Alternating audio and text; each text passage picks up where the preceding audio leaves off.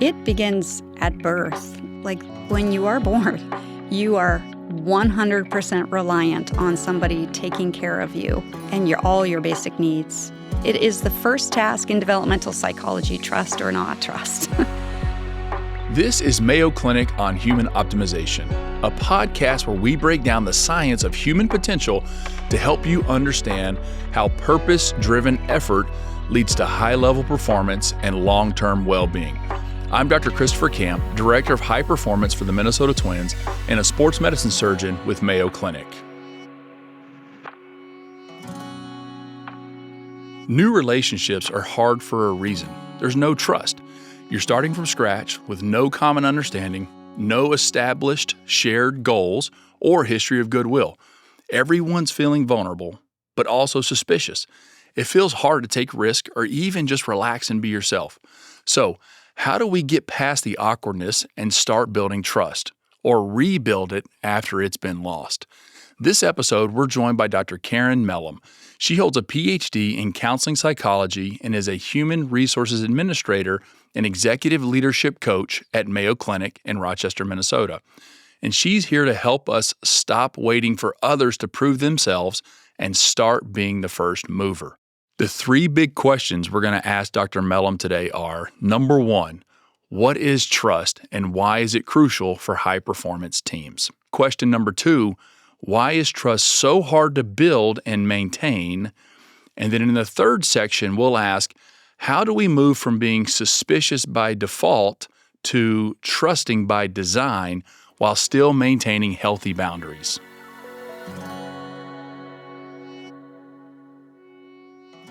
Karen, thank you so much for joining us today. Excited to have this conversation with you. Thank you for having me. All right, as we dive into our first section, I want to talk a little bit about some definitions. And I'm wondering for you as an expert who's an executive leadership coach with a Ph.D. in counseling psychology, how do you define trust? I really like a definition by Charles Feltman, who wrote the book, The Thin Book of Trust, and it is choosing to risk making something you value vulnerable to another person's actions. And I think that trust is just inextricably linked to safety. And so, am I safe with you? It's just fundamental to our existence, I think, from birth to every interaction that we have. And there's lots of different ways that we can be harmed. It could be physically, emotionally, socially, reputation, financially, etc. Lots in different ways. I also think about this with medicine. It's interesting with the Hippocratic Oath. First, do no harm, right? Not intentionally going to try to hurt somebody. So I think trust is like woven in with medicine and every relationship that we have. So choose to risk making something you value vulnerable to another person's actions. It's clear that trust is essential to success, and it's really critical to us performing at our highest level, for being well, and fostering that environment where people are going to succeed. It's interesting how we all know that, but there's still a lot of confusion around trust and a lot of misunderstanding. One of the things I think would be helpful is to try to wrap our heads around what the key elements of trust are. So what are some of those elements you feel like that must be in place in order for trust to occur?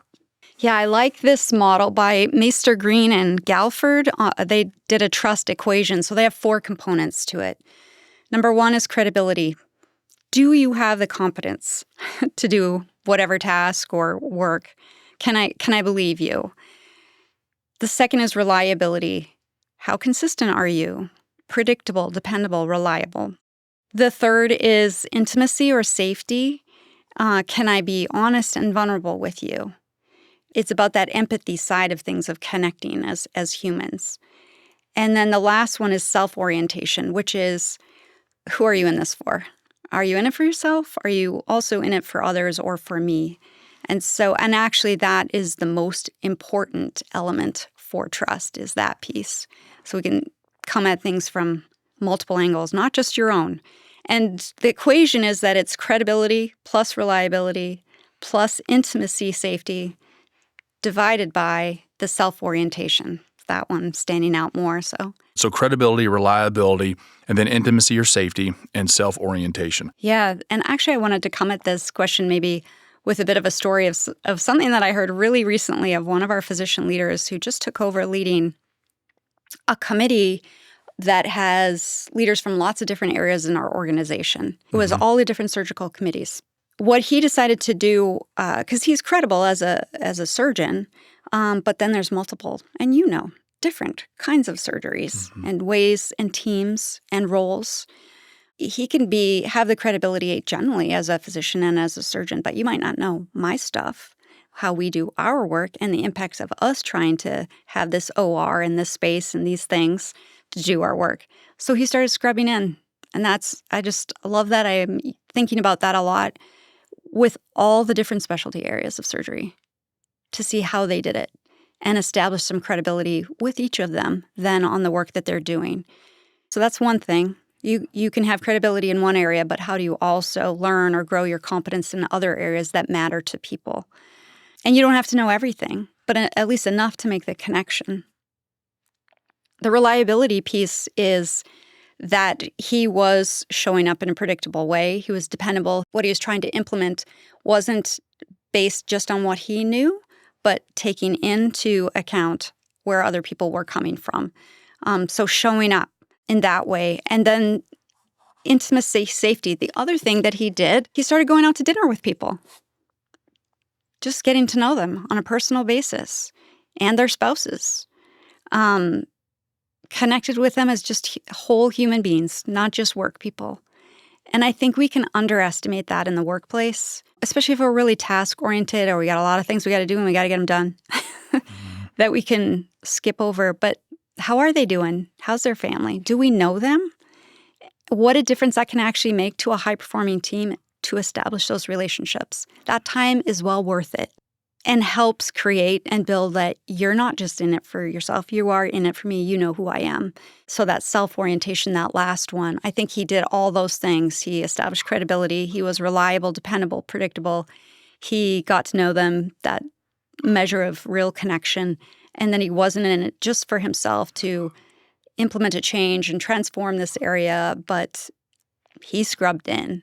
And the goals then were shared goals that they could all get behind. And it doesn't mean automatically, bam, okay, we're all in agreement on how things. Right. There's some of that conflict is still to come and to work through, but you've laid the groundwork to get to that high performance. It's interesting in that example, as he was taking those actions to establish his credibility, reliability, and intimacy or safety, he was also establishing that self-orientation and letting people know, I'm not just here for me. Yes. In fact, most of what he was doing was probably very inconvenient for him. And so he was definitely putting the other people first. And so that probably helped anchor all of that as well. I love that. And he shared too, his plan initially was 90 days and it took a year. So I think pretty clear you did a great job of describing what each of those are and why they're important. Let's talk a little bit about some of the benefits of trust.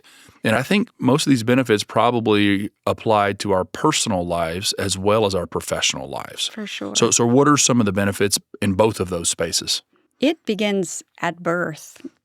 It's so foundational to who we are. Like when you are born, you are 100% reliant on somebody taking care of you and all your basic needs.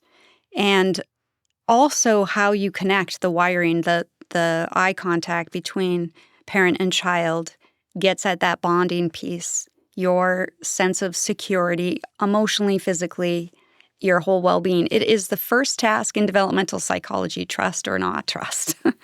So I think it starts, yes, on the personal side right from the beginning, and there's some shaping that can happen for us on how secure we feel then in subsequent relationships too. But I think it is that sense, can you be yourself? And we find that in different relationships through our life, places where we feel we can and places where we feel we can't. All of those things are linked to ultimately how well we are, even our physical well-being. It impacts decisions we will make on whether we're going to interact with certain people or not. Do we kind of lean in or step back? Larger socially, sometimes it's described as the lubricant of social systems. Do we trust? Can we connect across, collaborate, be willing to, exchange information, goods, etc.? And that can create larger, healthier societies when there's more exchange in that way too. One of the research areas that I really love around trust is John Gottman's work. He does a lot with counseling couples. And he talks about trust and betrayal are the number one issue that come up with couples. And that trust is in lots of different ways. Can I trust you when I'm upset? Can I trust you to respect me?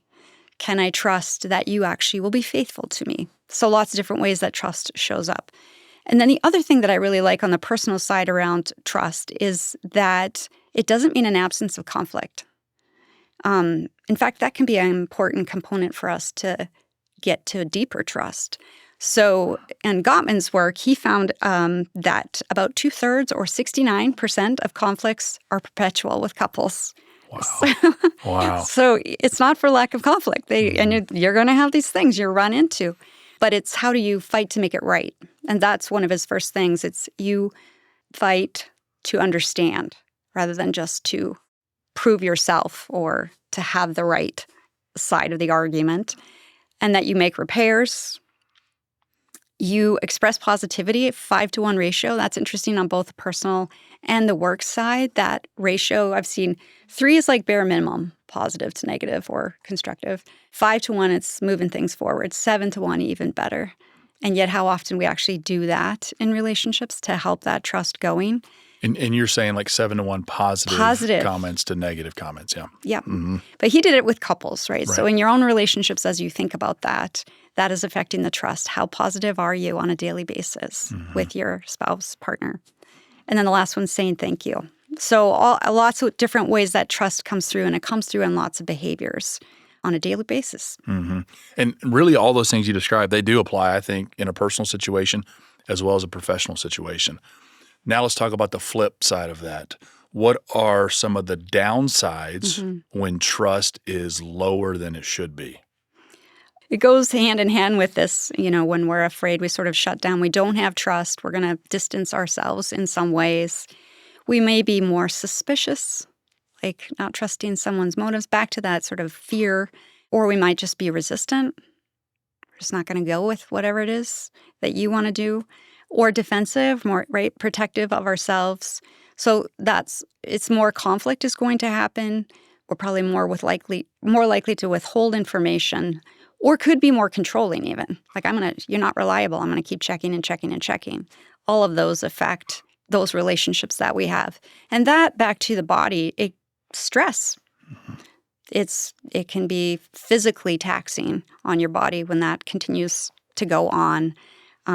It affects being able to collaborate. It affects being able to get work done or even things in your own home life because all of that other activity is going on. It's maybe shutting you down. Lots of negative implications. And unfortunately, I think a lot of those negative implications will compound on one another too, right? So you're less trusting at work, then you're probably less likely to accomplish things at work, which then impacts your performance, which also is going to impact your well-being, which and that's going to affect your performance. And so you can really start down this negative spiral pretty quickly, unfortunately.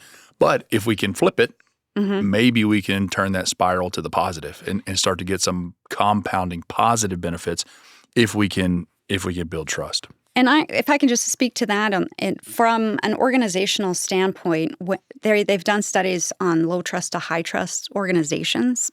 Meta-analysis, Paul Zach's done a lot of research on trust too. And what he found is compared to people at low trust companies, people in high trust report 74% less stress, 50% higher productivity, 76% more engagement, just as some examples to exactly what you just said. There's so many benefits for high trust. It can be challenging sometimes to get to that place of high trust.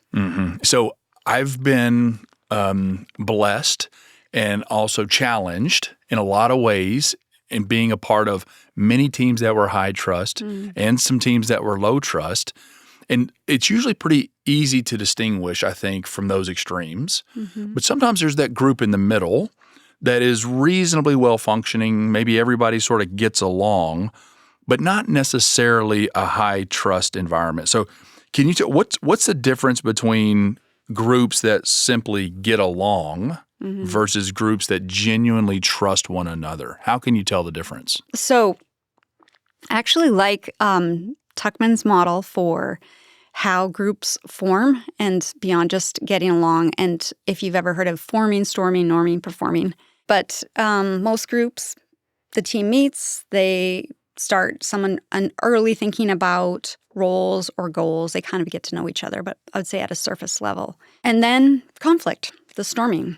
And back to that, this can be an important way actually to deepen trust, is we don't always see things the same way, or our styles are different, or our ideas are different, or we're just different, or we get frustrated.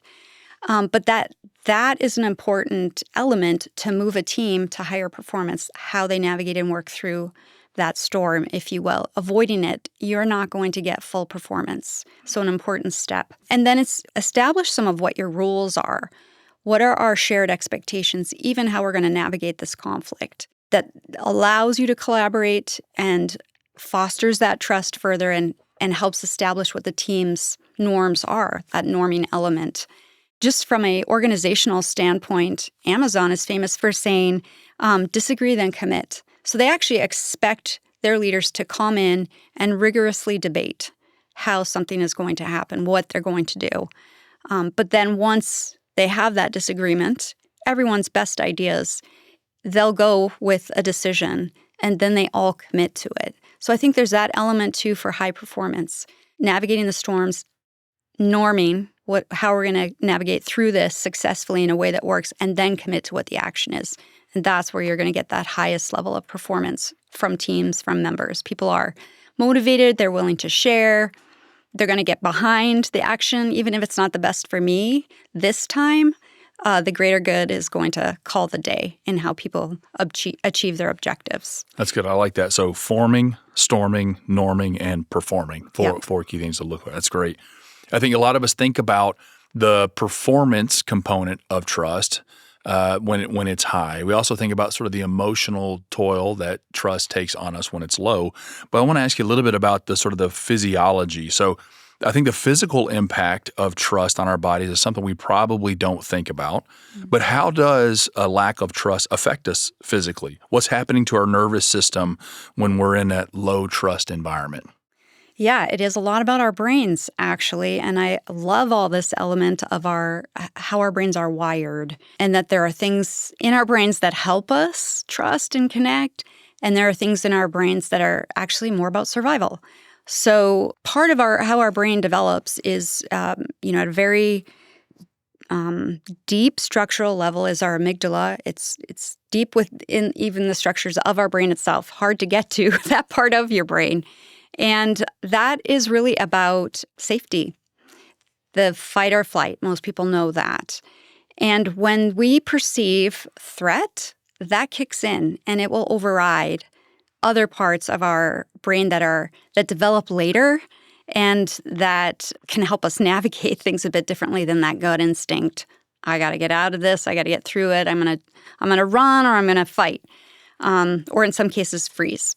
So the other part of our brain is right up front, prefrontal cortex, and that's the last part of our brain to develop. From a human standpoint, it's the last part of evolution that happened to create that part of the brain that makes some of how humans unique. And that part of our brain is how we solve problems, plan in complex ways, reason, make decisions.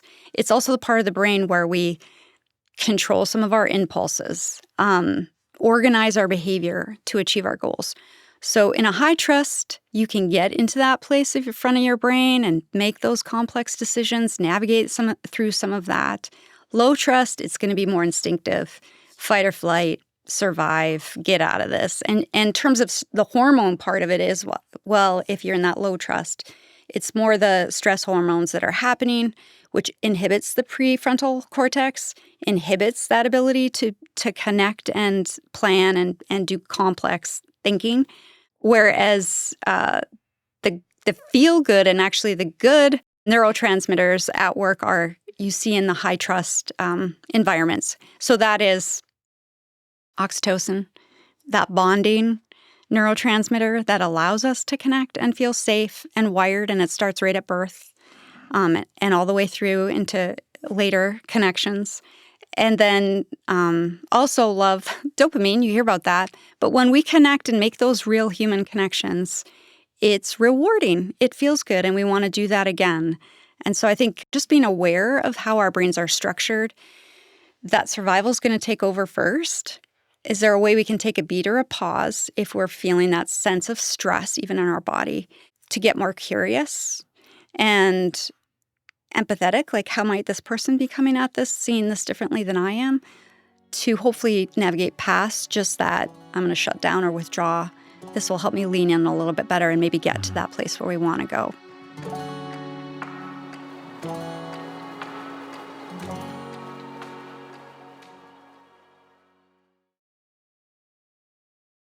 Well, I think while we're talking about the brain, that we'll use this to sort of transition into our second section where we're going to talk about why it's so hard to build and maintain trust.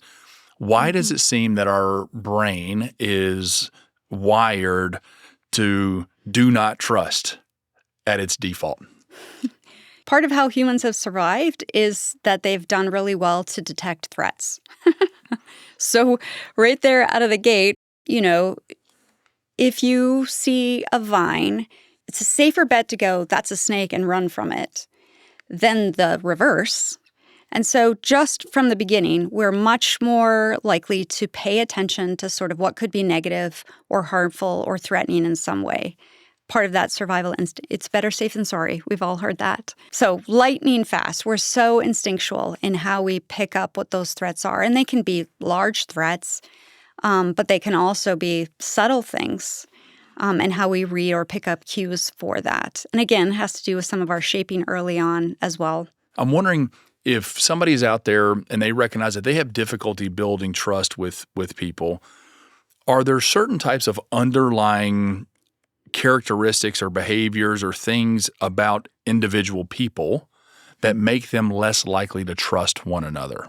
Again, some of the shaping that occurs for us early on affects, but I'll just even say back to brain structures in things that are different than us or how we perceive may be different for us could be a potential threat. And so that gets the response, at least initially, of protective, or I'm going to wait and see, or, could be more on the aggressive end of things too. And coming back to, can we lean in with more curiosity and empathy to really get at how we might be similar, or how might collaboration pay off than going automatically in our brain to this place of you're different, so I'm going to back away. In terms of other styles, communication styles, a lot gets said about passive-aggressive. I think that style is just confusing for people to read. You're saying one thing, but seeming to mean another. And so then we're trying to figure out what's the agenda, or what is this going on? It just takes a lot of time. And so that can be where we don't trust when there's less direct communication.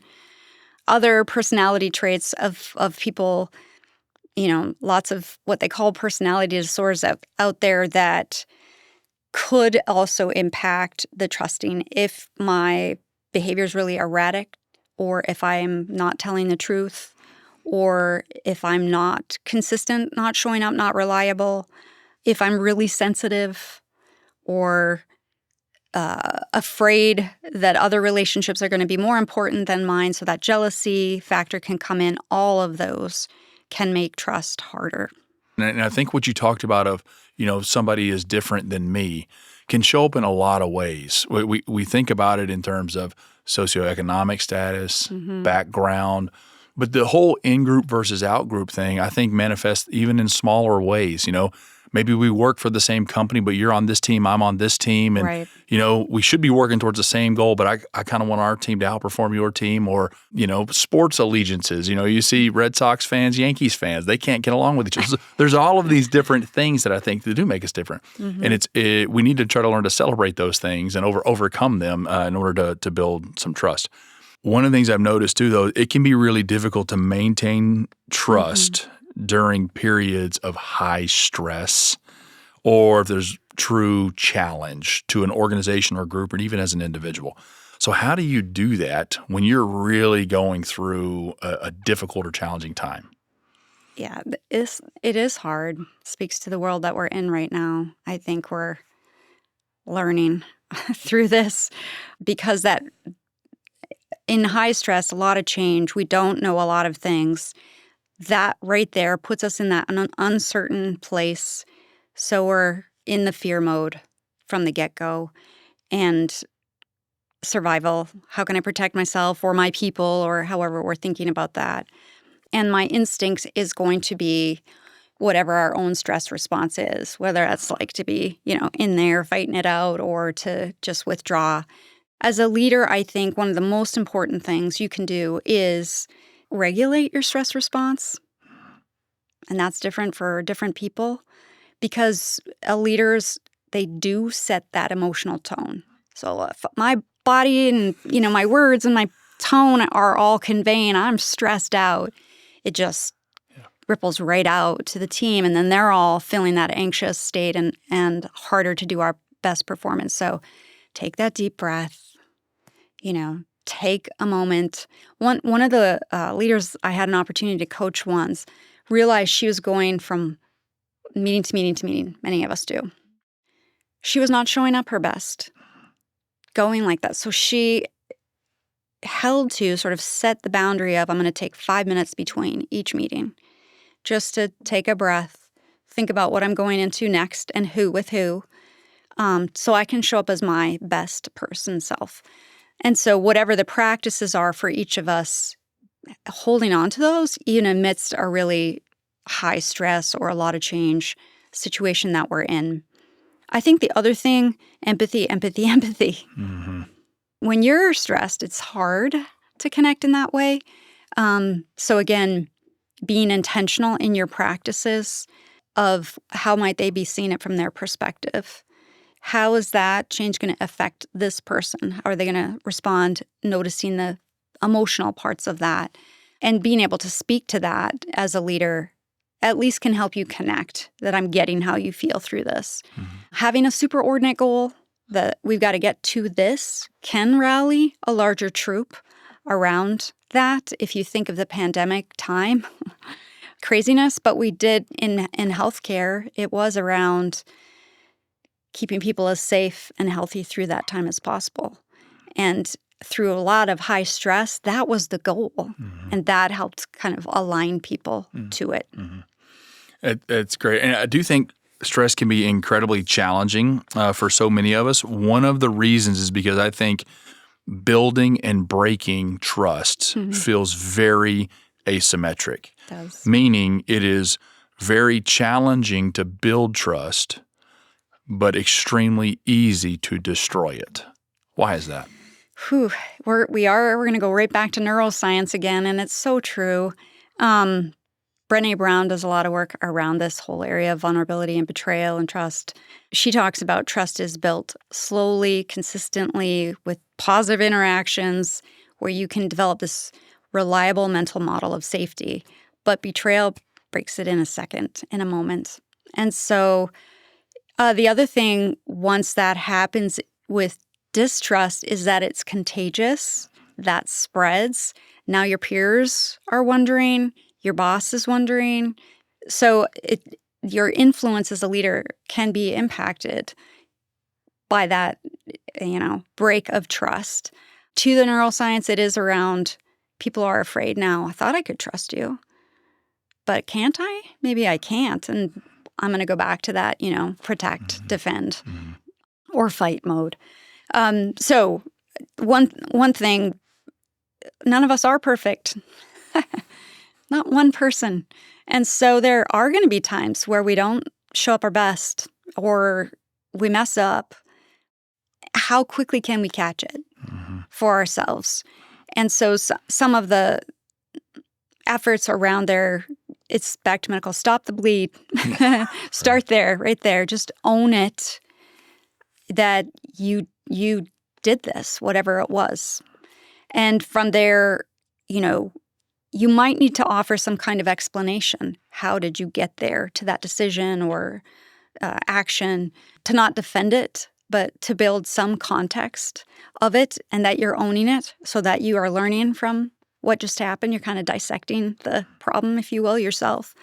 And then you're committing visibly to mend, repair, fix in this way, and then you build it over time. And some of the research is that trust recovery can take 12 to 18 months. Wow. Versus 3 to 6 months to establish trust from a fresh start. So 3 times or more longer to build back. And that's all those equation things being consistent, reliable, reconnecting, in it for someone else, not just yourself. All those same things. So it's clearly critical. Try to establish it.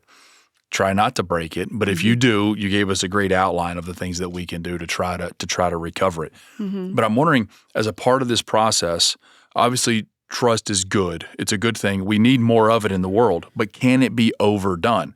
So I'm wondering, are there certain people or characteristics or hallmarks that I need to look out for in other people that should make me say, ooh, I should not trust this individual? Yeah, it's really good. Because some people are more wired to trust, like you said, that you have a little bit more oxytocin and they're willing to take the risk to connect and trust somebody. And that can be overdone, that we are blindly trusting. So the things to be on guard, there is a certain personality type known as the dark triad. So it's narcissistic, which is somebody really thinking very highly of themselves and can be arrogant and just entitled. Usually they just need to be admired. And probably people come into mind as we think about that. A second element is Machiavellianism.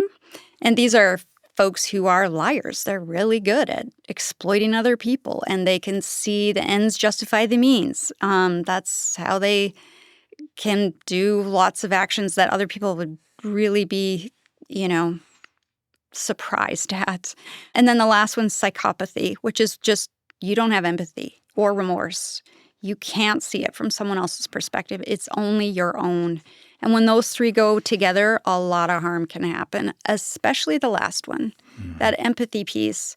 If you can't connect or see the harm that your actions are having on others, that's a real watch out. So what can you do to make sure, in some cases, not blindly trusting? A few things. One, if you're seeing someone's actions not align with their words, they're breaking promises, they're not following through, that's something to have the conversation on and see where it goes. Overly charming, like love bombing, sometimes you hear this like over the top. You might want to have your guard up on that one a little bit. If they don't seem to feel guilt at hurting people, okay, I'd really pay attention to that one. But other things too, if they're really secretive, maybe they're hiding information or hiding texts, not being honest.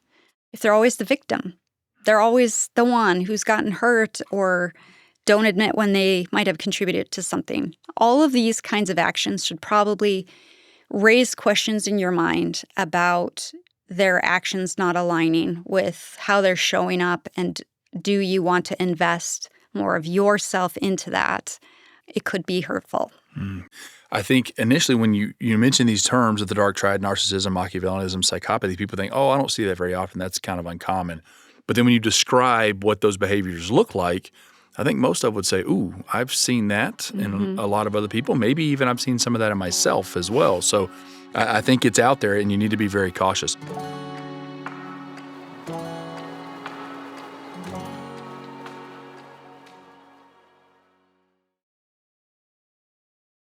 So now let's take this to transition into our third section, where I'd like to start putting together some solutions where we can kind of move from being suspicious by default to trusting by design with some intention. So earlier you mentioned that it takes 3 to 6 months to build trust in a new relationship. Do you sort of have a stepwise plan or process that people can take when they're trying to build trust in a new, normal, regular relationship? One of the things we talked about before is that 5-to-1 positivity ratio. I think that applies not just in couples, but it applies in the workplace and with our relationships, of just recognizing and appreciating those people around us. A lot of good currency there on an ongoing basis. It also gets you, not just thinking about yourself, but thinking about other people here. And when you're part of a team that does that well, it's incredibly bonding and rewarding to be part of it. And also to make some of those things public, not just private one-on-one, but how can you share that in more tangible ways that others can see too. A second one is the intentionality around building relationships. Google did a study, and one of the things they found with managers in particular is when managers expressed interest and concern for team members, their success and their well-being, the team performance improved. So, that can sound Machiavellian too. I'm going to pay attention to you so that we perform better. But so there's some genuine, authentic interest in other people that are around you and the relationships of the people that you work with every day. A key one, back to Brene Brown, is that vulnerability piece. So I'm willing to share something that you could harm in some way can actually create bonds of trust with you. And it's scale. Do the right amount at the right time. And that for bosses sometimes can be around them asking for help. So that tells me I need something, I'm establishing your credibility. I'm reaching out to your help for something too. It's a sign of someone secure enough to say, I need some help. The other is as much as you can in the workplace to give people autonomy to do the work they want to do, that they need to do. That actually helps a lot with creativity and innovation when someone has more control over their work, their time. So those are a few, I would say, on how to keep building trust. That's a great list. In our last section, you told us what we can do once we've lost somebody's trust, some steps that we need to take in order to regain that trust. What if you're the opposite? What if you're on the other end of that and somebody has done something to violate your trust in them? How do I handle that situation? Somebody I used to trust, something happened, and now they've broken that trust. They're trying to repair it. How do I need to respond? Yeah. A couple different angles, I think, on this end. On the one side, I think it's appropriate and right that you do some prioritization of your safety. Let's just say in this situation, emotional safety. Do you have your boundaries around this individual if the trust was broken? And can you communicate that directly so they know as well? Sounds like they are. They're trying to work it out with you. I think some of it is by your history. How much of a past do you have together? And lots of questions, right? What was the breach? How long did the breach go on? What do you want? Do you want to work through? It might be really painful. Are you willing to do that? So that's some of the decision-making people will make. Navigating the conversation of the conflict itself, I'd turn people to just look up Crucial Conversations, how to do that. So part of that is the story. What's the story you're telling yourself around what happened? And then being clear about what you want or need. Be willing to have that conversation and decide from there, can you get aligned on where things need to go for that trust to be reestablished? And then it's the consistency of the practice of that person over time to give you an idea, okay, it's coming. I'm going to keep being willing to be vulnerable that this person's on the right track. Same for yourself, right? We all do that too. We have to work on ourselves on continuing to establish I am a trusting person here. That's a great list, and I think that's excellent for one-on-one individuals. What about somebody who's a member on a team? And generally, maybe the team gets along, but it's not a high-trust team. So not necessarily the leader, but just a teammate. We're all part of those groups. How can I improve trust in that environment? I think truly, in any system, one person can have impact on that system. To not take any action is only going to continue what you have. So there's some choice to take a risk, if you will, to change the system. And that you either being vulnerable or having a connection or being like taking someone out for coffee to start establish some of that bonding or connection. Start saying some positive things about your colleagues at work, giving someone recognition for a job well done, giving the credit to other people who get the work done. Even those little things can start creating reciprocity in the system that can build from there. I think it's great. And that's really similar to the things that you would do with another individual as well. And so I think recognizing that as a single person on a team, you do have the power to shape the culture of that team, the trust on that team. And you may not be able to do it in one fell swoop. It takes time, but doing these small actions that compound over time, I think, can be really helpful. You mentioned earlier when trust is broken, it's important to set clear boundaries. What about from the get-go? What are some appropriate boundaries people need to put up around trust so that they aren't taken advantage of? Some is your own definition. So you doing some work yourself. What drains you? What makes you uncomfortable? How do you notice when you're feeling stress in your own body?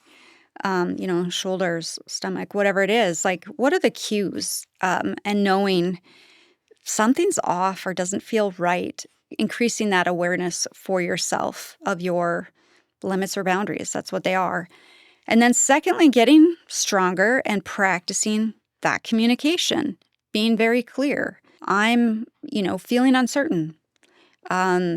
This feels like mixed cues to me. Or back to, what I need out of this. I need you to be here when I ask you to be here. And then is it happening is another part of it. So defining your limits, communicating those so others aren't guessing, but it's clear to them as well. And then it's like anything. What's the consequence if it doesn't happen? And you can be intentional about that. Going to not continue to engage in this relationship or conversation or discussion if it's smaller when you're consistently seeing some kind of boundary being crossed. That's healthy. That is being, protective of yourself. And I think the smaller and earlier you can do some of the things, the better it sets how this relationship or engagement is going to go. And in lots of ways, you can be as positive as possible around how those boundaries are helpful. But I think those are important elements. And then you don't need to over-explain it. That's great. So I'd like to take a minute here to summarize my notes. So I've been writing ferociously as we've been going through this. So I'll recap that quickly, and then I'll give you a chance to give us our take-home message. So trust you define as choosing to risk making something that you value vulnerable to another person's action. We talked about the elements of trust with 4 big elements. The first being credibility, which means do you have competence? The second, reliability. How consistent are you and can I count on you? The third, intimacy or safety. Can I be my honest, authentic self with you? And the fourth is self-orientation. Who are you in this for? Are you in this for yourself or for other people? We talked about some of the benefits of being in a high-trust environment, and they're extensive. So it allows you to be yourself, improves physical well-being, improves decision-making skills and capacity, improves social connection, which we know is one of the key drivers of joys. It facilitates a better exchange of ideas, and there's generally more positivity, which I think is really helpful. In the professional environment, high-trust environments have 74% less stress, 50% more productivity, 76% more engagement. So it's highly beneficial in both our personal lives and our professional lives. From a physiologic standpoint, if you're in a low-trust environment, the amygdala is sort of hijacked and you have an increased fight or flight response. Your prefrontal cortex is dialed down. And unfortunately, that's the part of your brain that helps you with problem-solving, decision-making, and it's pretty critical. Stress hormones are increased and some of those reward and relaxation hormones are decreased. There's a number of reasons why we tend not to trust people at our basis. And that's because we all have a strong negativity bias that we have to actively fight and overcome. We generally don't like things that are different from us for whatever reason. Communication styles are often a reason we don't trust. Inconsistencies in people's behaviors and their words or their motives. And then also if we're overly sensitive, that can harm us as well. You mentioned that it takes 3 to 6 months generally to build trust when you're starting fresh and new. So it's not an instant process.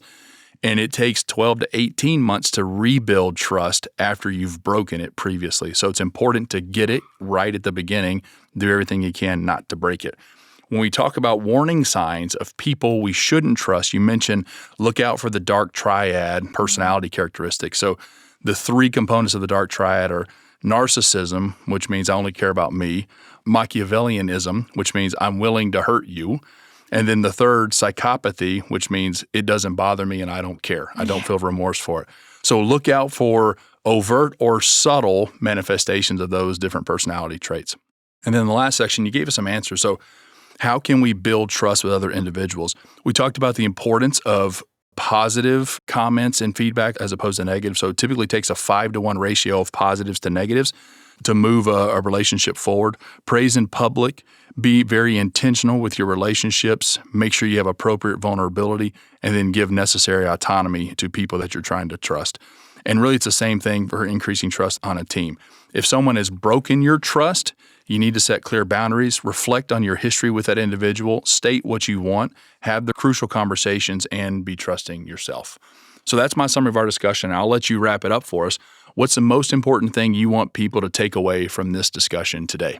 Well, I'm going to quote Brené Brown. She's done so much around this. So she says, trust is a product of vulnerability.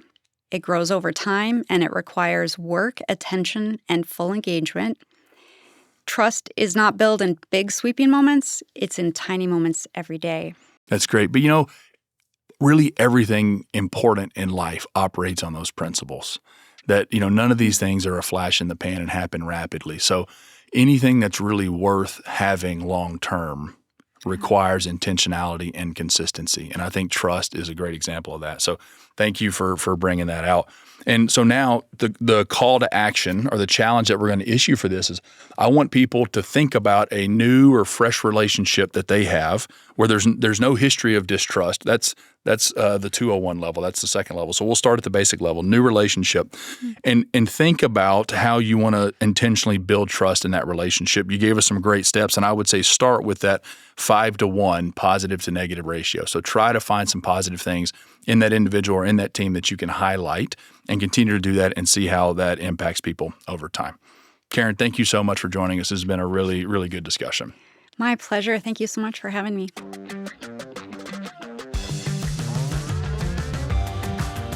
If you like this episode, please share it with a friend and leave us a review on your podcast app. It really helps others find the show. Got feedback, a question, or a topic idea? Email us at optimize@mayo.edu or leave us a voicemail at 507-538-6272. We might even feature your voice on the show. For more human optimization episodes and resources, check us out online at ce.mayo.edu/optimize. Remember, long-term well-being starts with the habits you build today. Live intentionally, perform exceptionally. I'm Dr. Christopher Camp. Thanks for listening.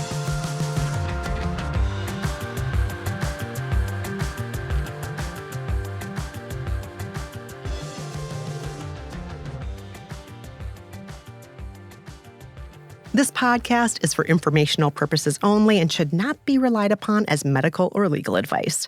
Always consult with a qualified healthcare provider for any medical questions. The appearance of any guest does not imply an endorsement of them, their employer, or any entity they represent. The views and opinions are those of the speakers and do not necessarily reflect the views of Mayo Clinic. Reference to any product, service, or entity does not constitute an endorsement of or recommendation by Mayo Clinic.